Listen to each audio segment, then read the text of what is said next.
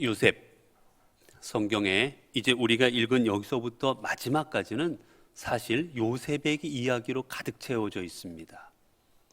구약 성경에 가장 많은 지면을 차지하는 게 바로 요셉입니다. 그만큼 우리에게 잘 알려져 있는 요셉인데, 우리가 지난 시간에 보았던 요셉은 우리가 기존에 알고 있던 그런 요셉의 모습이 아니었습니다. 그의 나이가 17살이나 되었지만 그가 한 일은 무엇이냐? 그는 형들을 고자질하는 게 그의 일이었습니다. 형들이 뭘 잘못했는지, 형들이 뭐를 실수했는지 그거를 그대로 아버지한테 일러 바치는 일을 하는 철부지 없는 사람이 요셉이었어요. 눈치도 없습니다. 자기밖에 몰랐어요. 꿈을 꿉니다. 꿈 내용은 형들과 아버지가 자기에게 절한다는, 자기를 경배한다는 내용이에요. 여러분, 그런 꿈이라면 말할 때 조심스럽지 않겠습니까? 형, 내가 꿈을 꿨는데 도대체 납득이 안 되는 꿈을 꾸었다고, 어떻게 말해야 될지 모르겠다고, 참 기이하다고 어렵게 이야기를 꺼내야 되는 거 아니겠어요? 근데 요셉 어떻게 말합니까?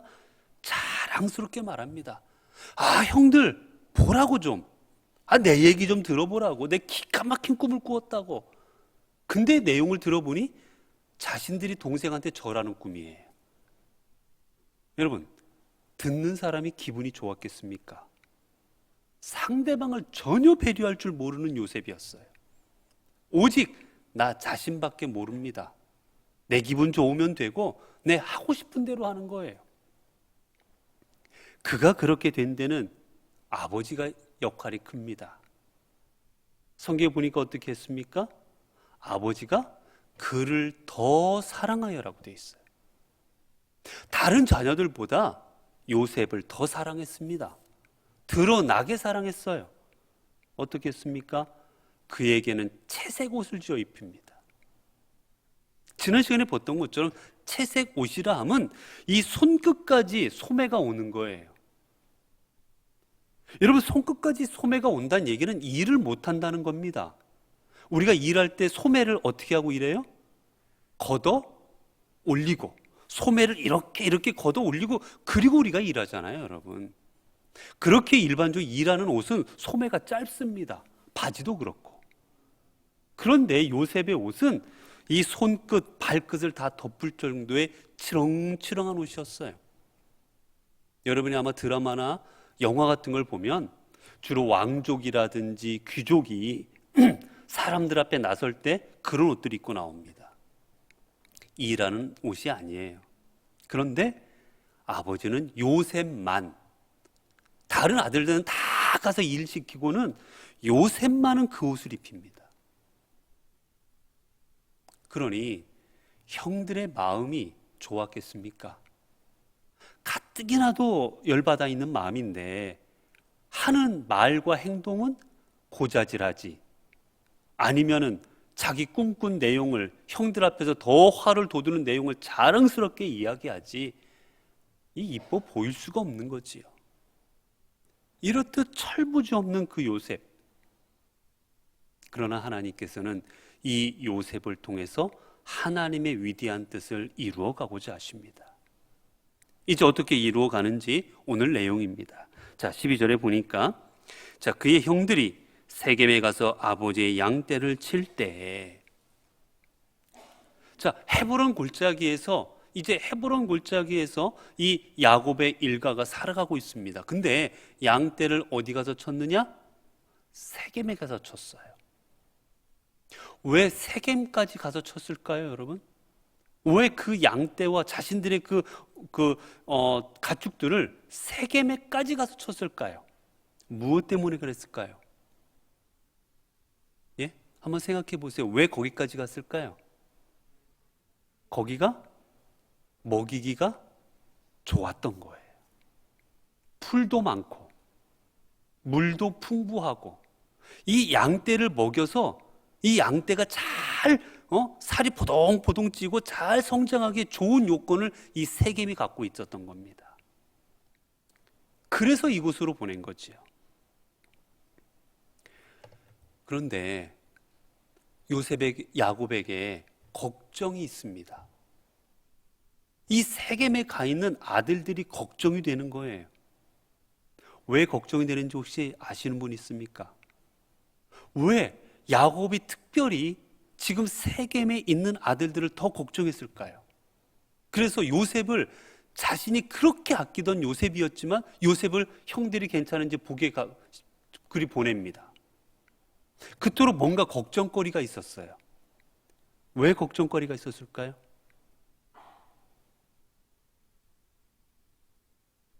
그런 눈으로 저를 쳐다보시면 여러분, 세겜이라는 장소를 생각해 보세요. 세겜이 어떤 데지요? 야곱이 저 밧단 아람에서 자신들의 가축들과 그리고 자신들의 가족들을 이끌고 이 헤브론 골짜기를 나오는 중에 어디에서 머뭅니까? 세겜에 잠시 머뭅니다. 근데 세겜 땅이 너무나 좋은 거예요. 자신의 양떼를 키우기가 너무 조건이 최상이었습니다. 그래서 세겜에서 떠나지를 않아요. 거기서 거류합니다. 한동안 지내는 거예요. 10여 년을. 그러다가 어떤 사건이 발생했습니까? 딸 디나가 강간당하는 사건이 발생을 해요. 그로 인해서 아들들이 세겜성에 있는 남자들을 다 도륙합니다. 다 죽여버려요. 거짓말이고. 다 할 일밖에 해가지고 다 끙끙 앓고 있을 때 쳐들어가서 다 죽여버립니다. 그리고 여자들은 뺏어오고 재산도 다 뺏어버립니다. 그가 무도한 짓을 했어요. 그게 어딥니까? 세겜이에요. 이미 세겜은 야곱 일가에 대해서 이를 뽀득뽀득 갈고 있었던 사람들입니다. 저 야곱 일가가 예전에 우리한테 그런 짓을 한 사람들이다. 그랬기에 언제 어떻게 자신의 아들들이 공격당할지 두려웠던 겁니다. 그 옛날에 사건이 있었기 때문에. 그래서 괜찮은지 그 소식을 알고 싶었어요. 그래서 요셉을 보냅니다. 자, 요셉을 이제 보냈죠. 말하니까 13절 보니까 이스라엘이 요셉에게 이르되 내 형들이 세겜에서 양을 치지 아니하느냐 너를 그들에게로 보내리라. 요셉이 아버지에게 대답하되 내가 그리 하겠나이다. 요셉에게 자, 형들이 세겜에 있는데 내가 걱정이 된다. 그러니 네가 가서 한번 좀 보고 잘 있는지 보고 나한테 와야 되겠다라고 말하자 요셉이 말합니다. 아버지요, 내가 그리 하겠나이다. 이거는 내가 여기 있나이다, 나를 보내소서라는 표현이에요. 근데 여러분, 이 지금 야곱이 있는 이 헤브론 골짜기에서 세겜까지는 대략 어느 정도가 되느냐? 거리로 따지면 약 100km 정도 됩니다. 요즘이야 100km 정도 된다면 뭐 고속도로 달리면은 뭐 1시간 정도면 가는 거리고 아니더라도 1시간 반, 2시간이면 국도로 가도 갑니다. 그러나 이때는 언제 때예요? 걸어갈 때예요. 걸어갈 때. 끼껏해야 뭘 타고 갈 때입니다. 그러니 하루 안에 못 갑니다. 며칠 가야 되는 거예요. 가다가 길거리에서 잠도 자야 됩니다. 무슨 일이 벌어질지 몰라요. 요셉은 아버지의 보호 아래 귀공자처럼 자랐던 아들입니다. 혼자 저 광야 같은 데서 잠자고 하는 그런 삶을 살아가지 않는 아들이었어요. 그런데 아버지가 그 먼 길을 가라고 할 때 혼자 그 길을 갑니다. 아버지, 가겠나이다. 야곱이 비록 철부지, 비록 아무것도 모르고 자기밖에 모르는 사람이었지만 그에게 가진 장점이 무엇이냐? 아버지의 말씀에 철저하게 순종합니다. 아버지, 아니 꼭 제가 가야 됩니까? 아니 종들이 얼마나 많은데. 저 종들 중에 하나 보내면 되잖아요. 종들 보내면 갔다가 얼른 갔다 올 텐데 종들 보내지 왜 저를 보내십니까? 요셉은 그렇게 말하지 않았어요. 아버지 야곱이 보내니 아버지 제가 가겠나이다. 왜 내가 가야 됩니까? 묻지도 않습니다. 그저 아버지 말씀에 가겠나이다 라고 순종합니다. 이게 요셉이 가지고 있는 큰 장점이었던 거예요. 아버지의 말씀에 순종합니다. 아버지의 말씀에 순종한 그는 하나님의 말씀에도 순종할 줄 아는 사람이 되었죠. 여러분, 어떤 사람이 하나님의 일을 감당하는지 아십니까? 하나님의 일을 감당하는 사람은 하나님의 말씀에 순종하는 사람입니다. 여러분 한번 일을 해보세요. 여러분 일할 때 누구에게 일을 맡깁니까? 내가 일만 맡기면 왜 나를, 자녀들 여러분 키워보셨잖아요. 청소를 시켜도 왜 내가 청소해야 되냐고, 언니도 있는데 왜 동생도 있는데 왜 나만 시키냐고. 여러분 그런 자녀에게 뭐 일 맡길 수가 있어요? 못 맡깁니다. 일을 맡기는 자녀는 어떤 자냐? 부모가 이야기하면 예, 제가 하겠습니다. 내가 뭘 하던 중이라도 부모님이 얘기하면 손 내려놓고 부모님이 시키는 일을 하고 순종하는 사람에게 일을 맡기는 거예요. 요셉이 그런 사람이었습니다. 자, 그 다음입니다. 14절 보니 이스라엘이 그에게 이르되 가서 내 형들과 양떼가 다 잘 있는지 보고 돌아와 내게 말하라. 이게 바로 보내는 목적이에요. 가서 보고 내게 말해라.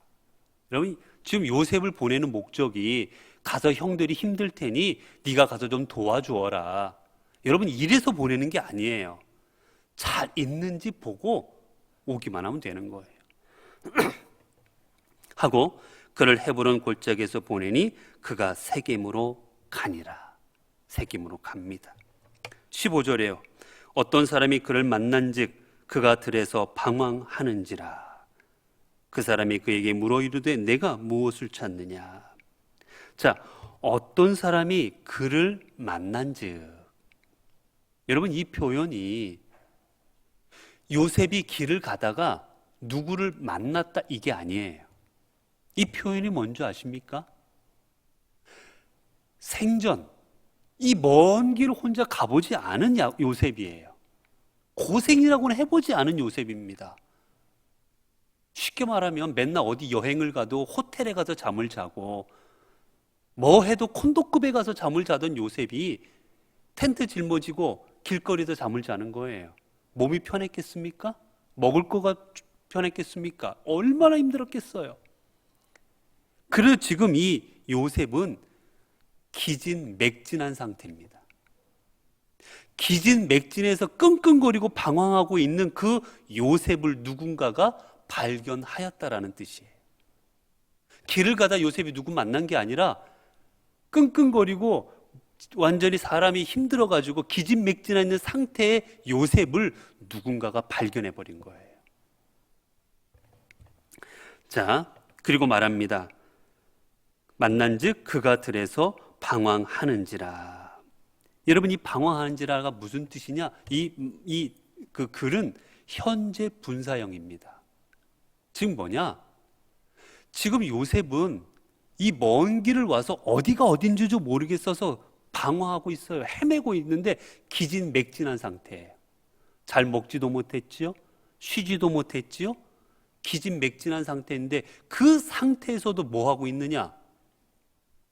뭐 하고 있느냐? 지금 형들을 찾고 있는 겁니다. 그 뒤에도 보면 그 사람이 그에게 물어 이르되 내가 무엇을 찾느냐?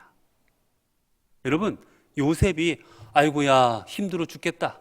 더 이상은 못 간다 나 몰라. 그리고 누워가지고 아이고 나 죽는다 하고 죽는다 끙끙거리고 알았던 게 아니라 기진맥진한 상태에서도 형들이 어디 있는지 찾고 있었습니다.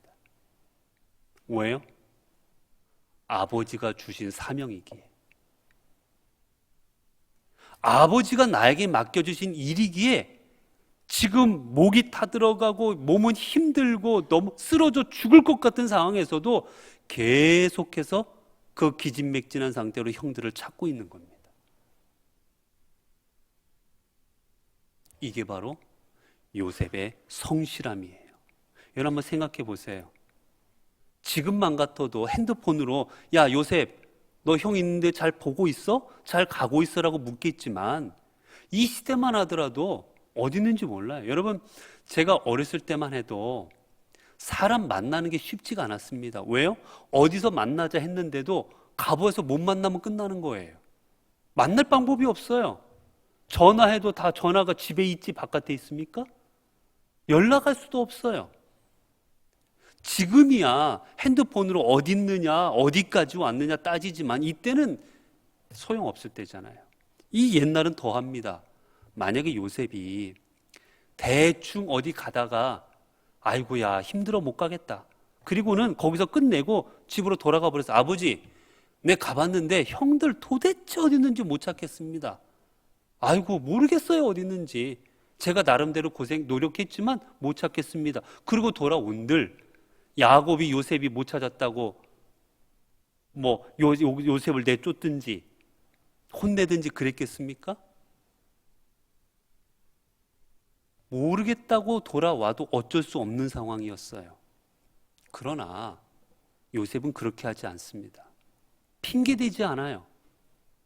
자신이 해야 될 일을 위해서 열심히 지금 찾고 있습니다. 이게 바로 그의 성실함입니다. 여러분, 하나님의 일을 하는 사람은 성실해야 돼요. 꾀부리면 안 됩니다. 그저 하나님께서 주신 일이니 묵묵히 이 일을 감당하는 사람이 하나님의 일을 감당하지 꾀부리는 사람은 일 못하는 거예요. 여러분 공부도 그래요. 공부도 잔꾀 부리는 사람은 공부 못합니다. 왜요? 어떻게 하면 좀 더 편할까? 어떻게 하면 빨리 끝내놓고 놀 수 있을까? 잔꾀 부리면 공부 못합니다. 그냥 가만히 엉덩이 붙이고 앉아가지고 네가 죽나 내가 죽나 보자라고 앉아있는 친구가 공부하는 거예요. 교회 일도 마찬가지입니다. 잔머리 써서 이렇게 그것보다 그저 하나님이 주신 일이니 그냥 열심으로 묵묵히 내 자리에서 땀 흘리고 하나님의 일을 감당하는 사람, 성실한 사람, 그 사람이 하나님의 일을 합니다. 오늘 요셉이 그렇게 하고 있어요. 자, 그 다음입니다. 그가 이르되 내가 내 형들을 찾으오니 청하건대 그들이 양치는 곳을 내게 가르쳐 주소서. 형들이 없습니다. 분명 세겜이라고 그랬으니까 이 근처 어딘가는 있어야 되는데 없는 거예요. 여러분 아시겠지만 우리나라는 이렇게 산들이 높잖아요. 산 건너편이 안 보입니다. 그렇잖아요. 근데 이 이스라엘은 산이 없어요. 다 이렇게 구릉입니다. 높은 데 올라가면 저 끝까지 다 보여요. 그러니 웬만하면 다 찾는 거예요. 근데 양치는 사람들이 보이지 않는 겁니다. 자, 그 사람이 이르되 17절입니다. 그들이 여기서 떠났느니라. 내가 그들의 말을 들으니 도단으로 가자 하더라 하니라. 요셉이 그의 형들의 뒤를 따라가서 도단에서 그들을 만나니라. 도단은 이 세겜에서 약 30km 정도 떨어져 있는 곳이에요. 거기로 갔습니다. 만약에 요셉이 장깨 부리는 사람이었으면 에라 이제는 끝났다 모르겠다 내가 도단까지 가 여기까지 오는데도 죽을 뻔했는데 아이고 이제 더 이상은 못 간다 그리고 집으로 돌아갔을 거예요. 그러나 그는 다시 거기서 30km 떨어져 있는 도단까지 형들을 만나러 갑니다. 자, 이제 그 다음입니다. 18절이에요. 요셉이 그들에게 가까이 오기 전에 그들이 요셉을 멀리서 보고 죽이기를 꾀하여. 자, 요셉이 저 멀리서 옵니다. 저 멀리 오고 있는 모습이 보여요. 특별히 요셉은 눈에 띕니다. 왜 눈에 띄었을까요? 채색 옷을 입었습니다. 남들은 다 일하려고 반팔 입고 있는데 혼자 치렁치렁한 옷이 입고 그리고 오고 눈에 어디서 봐도 눈에 띄는 거야. 저 사람 일할 사람도 아닌데 왜 저러고 다니나. 다 눈에 띄는 겁니다. 그래 형들이 어떡합니까? 그를 보고는 요셉을 멀리서 보고 죽이기를 꾀하여. 여러분 자신의 핏줄입니다. 어찌됐거나 우리의 동생이에요. 그런데 이 동생을 멀리서 보자마자 형들의 생각이 무엇이냐? 죽이기를 꾀하였다. 이 꾀하다라는 말은 무슨 뜻이냐면요. 이 말이 악한 일을 도모하다, 망나니 같은 일을 하다라는 뜻입니다. 우리가 악한 일을 하자. 쟤를 죽여버리자. 악한 일을 도모하는 겁니다. 여러분, 왜 이 먼 길을 찾아온 요셉, 오는 도중에 어떤 일이 벌어질지 모르는 그 역경을 이기고 여기까지 자신들을 찾아오고 있는 요셉을 보자마자 형들이 가졌던 첫 번째 생각은 애썼다, 고생했다, 힘들었겠다가 아니라 저놈을 죽여버리자라는 생각이었습니다. 왜 그랬을까요? 이유는 우리가 다 압니다.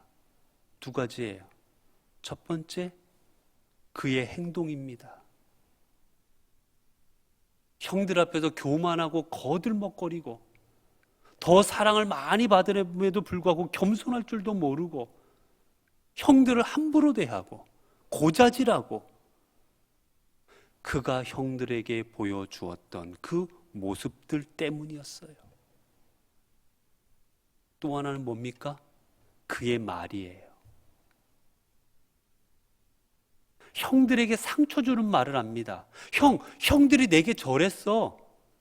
그 말을 서슴지 않고 합니다. 이 말이 상대방에게 비수가 될 거라고, 이 말이 상대방의 그 가슴에다 상처를 낼 거라는 것을 생각하지를 않고 그저 자기 좋은 대로 뱉어버립니다. 즉 요셉의 말과 행동으로 인해서 그 형들은 요셉을 죽이고자 하는 마음을 갖게 되었던 겁니다. 여러분, 우리가 오늘 살아가면서 많은 사람들과의 관계 속에서 살아가는데 대부분이 다 어떻게 됩니까?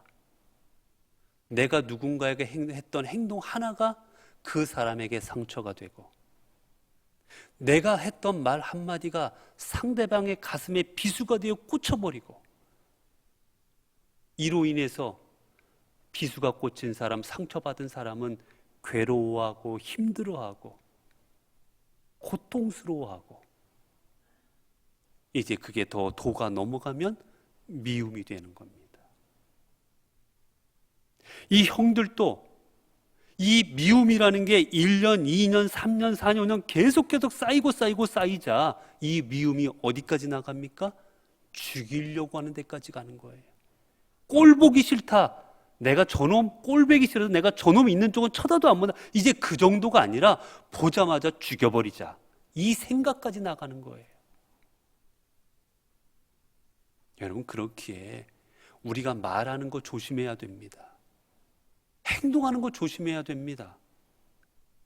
나는 괜찮을지언정, 나는 쌓인 게 없고, 나는 다 잊어버렸고, 나는 생각도 안 한다. 상관없어요.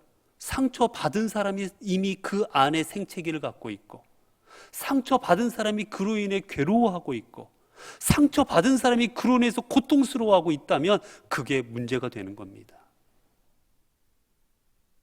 언제나 우리는 그래서 내 행동과 내 말이 상대방에게 어떤 영향을 끼치고 있는지를 늘 돌아봐야 됩니다. 특히 우리 그리스도인들은 내가 하는 말이 선한 영향력을 끼치는 일이 되어서 열매가 맺어지고 있는지, 내가 하는 말과 행동이 적어도 저 사람에게 상처를 주는 칼날이 되어서 꽂혀져 있는지 우리는 돌아봐야 돼요. 그걸 돌아볼 때 우리가 온전한 그리스도인으로 점점 서가져 가게 되는 겁니다. 자, 그 다음입니다. 자, 서로 이르되 꿈꾸는 자가 오는도다. 여러분, 그러자 어떻게 보면 서로 이르되, 여러분, 한 사람만 그 10명의 아들들이, 9명의 아들들이 저 하나만 죽여버리자, 이게 아니라 거기 있던 형제들이 다 야, 저거 죽이자라고 같이 얘기하는 거예요.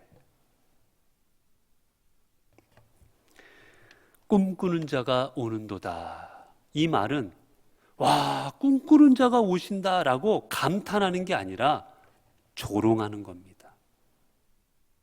야, 저 꿈쟁이, 저 꿈꿔서 우리한테 말했던 저 요셉 우리한테 오네. 지금 조롱하고 있는 거예요. 여러분 돌이켜보면 이 꿈은 누가 주신 겁니까? 여러분 이 꿈을 누가 주셨어요? 물론 전달하는 거는 요셉이 잘못 전달했어요. 맞아요. 근데 이 꿈은 원래 주신 분은 하나님이십니다. 하나님이 주신 꿈을 지금 형들은 조롱하고 있는 거예요. 여기서 우리는 귀한 사실 하나를 깨닫습니다. 여러분, 하나님의 말씀, 하나님의 역사도 믿음이 있는 사람이 보면 은혜가 되고 믿음 있는 사람에게는 역사거리지만 믿음이 없는 사람에게 하나님의 말씀과 역사는 조롱거리입니다.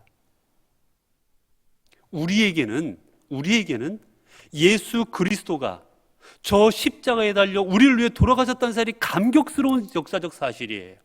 생각하면 눈물이 납니다. 나를 위해 피까지 다 쏟아내셨다는 사실을 생각하면 너무나도 그네 감격스러운 눈물이 납니다. 그러나 믿음이 없는 사람이 보면 바보 같은 거예요. 미친 거예요. 미친 짓이요. 왜 십자가에 달려서 죽냔 말이에요. 조롱하는 겁니다. 예수 그리스도가 십자가에 돌아가실 때 수많은 사람들이 예수님을 조롱했습니다. 내려와 봐라. 그러면 믿어주겠노라. 뭐 하고 있느냐? 엘리야를 부르니 예수님을 수많은 사람이 조롱했습니다. 왜요? 믿음이 없는 거로. 그렇게 우리는 믿음 있는 자가 되어야 됩니다. 믿음 없는 눈으로 보면 하나님의 역사도 조롱거리밖에 되지 않아요. 우리도 마찬가지입니다. 여러분, 믿음 없는 눈으로 바라보니 저 하나님이 주신 땅 가나안도 못 들어갈 땅이 되는 거예요. 감히 근접하지 못할 땅이 되고 자신들은 메뚜기같이 생각이 되는 겁니다. 그렇게 우리는 믿음을 가진 자가 되어야 됩니다. 그리고 믿음의 눈으로 말씀을 보고 믿음의 눈으로 하나님의 역사를 바라봐야 되는 거예요. 하나님의 역사 가운데 이렇게 교회를 지어주셨고 건물을 지어주신 것 얼마나 위대한 사건입니까? 그러나 믿음 없는 눈으로 바라보면 이 건물조차도 조롱거리가 되는 거예요.